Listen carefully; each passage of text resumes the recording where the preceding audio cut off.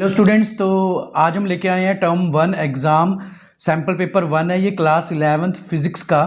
तो जल्दी से हम इसके क्वेश्चंस के आंसर देख लेते हैं। हमारे पास पहला जो क्वेश्चन है, विच of the following is not a unit of length. तो मिलीमीटर, माइक्रोमीटर और लाइट ईयर सभी ये लेंथ की यूनिट है, बट इसमें जो डीबे है ये लेंथ की यूनिट नहीं है। तो इसमें बी ऑप्शन है जो इसका राइट हो जाएगा।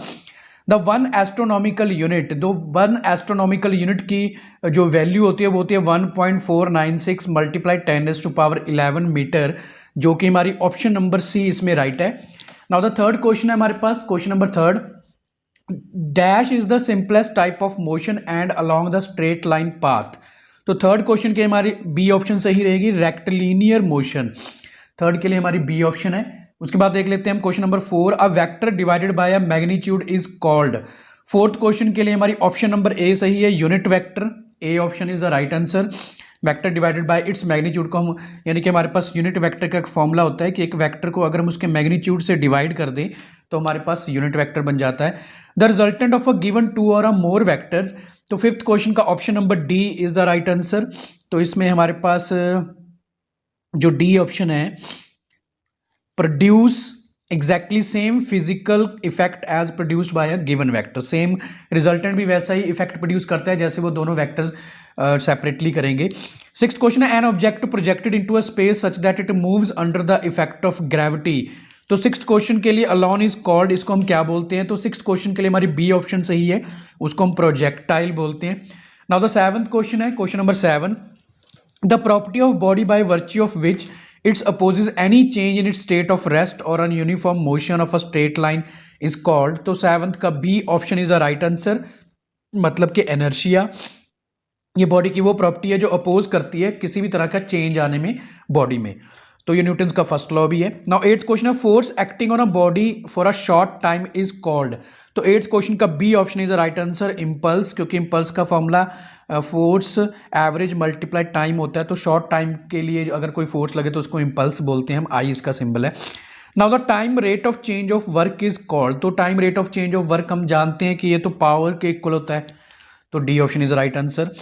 नाउ उसके बाद है, inelastic collision, inelastic collision में momentum is a conserved, kinetic energy is a conserved. इसमें कौन सी चीज है जो कंजर्व रहती है?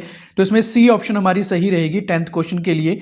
सी ऑप्शन, इनके both A and B are true. Momentum is conserve, kinetic energy is not conserve. तो ये हमारा सही है, यानी कि C option. The work done by all the forces on a system is equal to the change in. तो 11th question के लिए हमारी सी ऑप्शन सही है, kinetic energy, work done by all the forces on the system is equal to its change in kinetic energy के equal होता है। ये हम वर्क एनर्जी थ्योरम को भी बोल सकते हैं, वर्क एनर्जी थ्योरम की ये डेफिनेशन है ना। उसके बाद है नेक्स्ट क्वेश्चन हमारा, the centre of mass of the rigid body lies. तो 12th क्वेश्चन के लिए हमारी D option is right answer है। ये कहीं पे भी हो सकता है, एनी ऑफ दीज, मतलब कि inside the body, outside the body, कहीं पे भी लाई कर सकता है सेंटर ऑफ मास ना। उसके बाद हमारा question number 13, a fire cracker following a parabolic path explode in a mid air, the centre of the mass of the fragment will follow a path. तो 13th क्वेश्चन का हमारा ऑप्शन नंबर सी आएगा, along the same parabola. जिस parabola में वो explode हुआ है उसी पैरा में उसका सेंटर ऑफ मास भी है जो लाई करेगा उसी पाथ को। विच of the following is not dimensional less, इसमें से कौन सी डायमेंशनल लेस नहीं है? तो 14th के लिए बी है, रिलेटिव वेलोसिटी, जो कि डायमेंशनल लेस नहीं होती, बाकी सब डायमेंशनल लेस हैं। नाउ द 15th क्वेश्चन है हमारा, which of the following physical quantity has no dimensions but has unit. तो 15th क्वेश्चन के लिए सी ऑप्शन हमारी सही रहेगी, मतलब कि angle. Which of the following physical quantity has no dimension but has a unit, radian या बोलते हैं इसको हम एंगल की यूनिट को। अब bodies are released from a certain height, एक बॉडी को एक हाइट से रिलीज किया गया, after falling for a some time if accelerate due to gravity vanishes then. तो 16th क्वेश्चन के लिए हमारी ए ऑप्शन सही आएगी, the body continue to move with a uniform velocity में मूव करेगी। नाउ 17th क्वेश्चन है, if a particle moves with a constant angular velocity in a circular then during its motion is. So 17th question के लिए B option हमारी सही है, energy जो है वो कंजर्व रहती है अगर कोई पार्टिकल कॉन्स्टेंटली एंगुलर वेलोसिटी से सर्कल में मूव कर रहा है ना। उसके बाद देख लेते हैं हम नेक्स्ट क्वेश्चन नंबर हमारा 18 क्या है।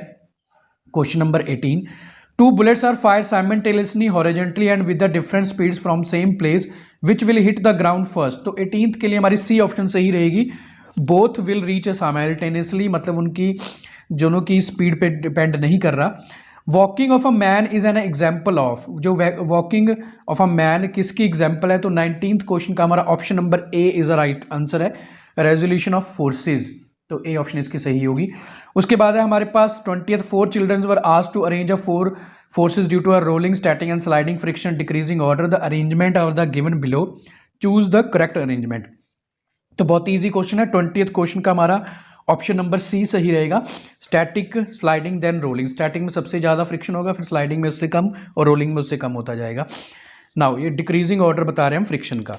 If P is a linear momentum of a particle of mass M then kinetic energy will be, तो हम जानते हैं जो काइनेटिक एनर्जी का फॉर्मूला होता है वो हाफ एम वी स्क्वेयर के इक्वल होता है, ये हम पहले से ही जानते हैं। तो अगर हम इसमें मोमेंटम का कंसेप्ट लेके आए, मतलब कि 1/2m एज इट इज़ रख लेते हैं हम, एक m को मल्टीप्लाई करने से हमारे पास m स्क्वेयर वी स्क्वेयर आ जाएगा और हमारे पास 1/2m पी स्क्वेयर के इक्वल बन जाएगी काइनेटिक एनर्जी, जो कि हमारी ऑप्शन नंबर 21 की हमारी जो ऑप्शन नंबर वो बी सही है, P square upon 2m। A car is running on a concrete road, work done by a force of friction between tires of a car and the road is an example of, तो ये किसकी example है, 22 का question का हमारा answer number B option है, मतलब ये नेगेटिव वर्क डन है। Work done by centripetal force मैंने body moves in circular path, तो हम जानते हैं सर्कुलर पाथ में तो जो वर्क डन है वो जीरो होता है, क्योंकि डिस्प्लेसमेंट जो है वो जीरो हो जाता है ना। उसके बाद 24th, what will happen the potential energy of a spring when it is compressed, तो उसकी पोटेंशियल एनर्जी का क्या होता है जब इस स्प्रिंग को हम कंप्रेस कर देते हैं। तो 24th के लिए हमारी ए ऑप्शन आएगी, पोटेंशियल एनर्जी इंक्रीज कर जाएगी उसकी। 25th है, if a force is applied at the centre of mass then torque is, तो 25th के लिए हमारी बी ऑप्शन इज राइट होगी, the force applied at the centre of mass के लिए जीरो होती है। Now 26th, the radius of gyration of a body is independent of its, तो क्वेश्चन नंबर 26 का जो हमारा आंसर है 26 के लिए डी ऑप्शन हमारी सही रहेगी, acceleration, independent of acceleration. The spherical shell has a mass m and radius r, moment of inertia about the diameter will be, तो हमारे पास एक आर्टिकल है, तो 27th का हमारा बी ऑप्शन है, 2/3 mr²। ना उसके बाद हम देख लेते हैं क्वेश्चन नंबर हमारा 28, if ice on a polar caps earth melts the duration of the day will be, तो 28th के लिए बी ऑप्शन सही रहेगी, इंक्रीज, ड्यूरेशन इंक्रीज कर जाएगी, डे की लेंथ बढ़ जाएगी। The dimensional formula for a Planck's constant, तो इसके लिए हमको एक फॉर्मूला पता होना चाहिए, E is equal to H nu, इसमें न्यू फ्रीक्वेंसी है, E इसमें एनर्जी है, तो H is equal to E upon nu. अब एनर्जी का जो डायमेंशनल फॉर्मूला होता है, हम जानते हैं जो एनर्जी का हमारे पास डायमेंशनल फॉर्मूला होता है वो होता है ml² T inverse square, then और फ्रीक्वेंसी जो टाइम का रेसिप्रोकल T इनवर्स। तो इसको सॉल्व करके अगर हम इसको कैलकुलेट करेंगे तो इसमें हमारी ऑप्शन नंबर 29th की हमारी ऑप्शन नंबर बी इसमें सही हो जाएगी, m1l² T इनवर्स। ना उसके बाद देख लेते हैं हम the expression for a work done half M V square minus ये वर्क एनर्जी थ्योरम है, इसको हमने चेक करना है कि ये जो एग्जैक्टली इक्वल हो गया नहीं होगा। तो अभी हमने एनर्जी का जो फॉर्मूला अभी लिखा था तो हमने एनर्जी का फॉर्मूला लिखा था या वर्क डन का ml² T इनवर्स स्क्वेयर, तो ये तो हमारा वर्क डन का हो जाएगा। और हाफ एम वी स्क्वेयर में अगर हम एम वी स्क्वेयर का कैलकुलेट करेंगे तो मास का m हो जाएगा और इसका LT इनवर्स होल स्क्वेयर, तो ये हमारे पास m1l² T इनवर्स स्क्वेयर। इसका मतलब तीनों जो वैल्यूज़ हैं वो सेम डायमेंशन फॉर्मूला शो करेंगी, तो इज अ डायमेंशनली करेक्ट, ये डायमेंशनली करेक्ट है। Follow the principle of homogeneity को भी ये फॉलो कर रहे हैं, तो both A and B correct हो जाएगा, यानी कि 30th का सी ऑप्शन। नाउ 31st देख लेते हैं, उसके बाद हम question number 31, the displacement of a particle represented by this and the acceleration calculate करना है हमने t इज इक्वल टू 1 पे। हमको पता है डिस्प्लेसमेंट का अगर हम डेरिवेटिव कर दें, जो कि हमारे पास ये 9t² + 14t + 5 बन जाएगा, ये वेलोसिटी बन जाती है। अगर हम इसका भी डेरिवेटिव कर दें यानी कि d²/dT², तो ये हमारे पास एक्सेलरेशन बन जाएगा, तो ये बन जाएगा हमारे पास 18t + 14। तो इसमें अगर हम वैल्यू t की वैल्यू 1 पुट कर दें तो हमारे पास 18 + 14 करके जो 31st न्यूमेरिकल है हमारा, उसकी ऑप्शन नंबर बी यानी कि 32 मीटर/सेकंड² आंसर आ जाएगा ना। 32 न्यूमेरिकल देख लेते हैं। When a car travelling a speed of 10 metre per second applies a brake and bring a car rest, retardation पता करनी हमने, बहुत ही ईजी है। तो इसके लिए भी हमने जो फॉर्मूला अप्लाई करना है वो हमने लेना v is equal to u + at। तो v हमको इसमें जो है, क्योंकि रेस्ट पे आ जाएगी कार तो ये तो जीरो ही हो जाएगा। u हमको इसमें गिवन है 10 मीटर/सेकंड स्क्वायर, एक्सेलरेशन हमने फाइंड करना है और 20 सेकेंड हमको दिया गया है, तो 10/20 करके हमारे पास -0.5 मीटर पर सेकेंड स्क्वायर आ जाएगा, जो कि 32 में हमारी सी ऑप्शन है। तो C option is the right answer. Now 33 देख लेते हैं हम इसके बाद। Question number 33, a block of mass 2 kg lying at a rest of incline plane to the horizontal 30 degree, coefficient of friction between block given है और magnitude of a friction हमने पता करना और जी की वैल्यू 10 मीटर पर सेकेंड। तो 33 के लिए भी बहुत ही ईजी, हमने इसमें ईजी तरीके से हम इसको सॉल्व करेंगे।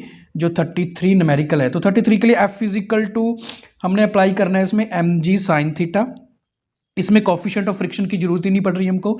मास हमको इसमें कितना गिवन है, 33 में हमको मास 2 kg गिवन है और ग्रेविटी की वैल्यू हमने 10 लेनी है और साइन 30 डिग्री की वैल्यू जो होती है वो हमारे पास 1/2 के इक्वल होती है। तो 2 × 10 × 1/2, तो 10 न्यूटन हमारे पास जो है फोर्स का फॉर्मूला आ जाएगा 33 के लिए।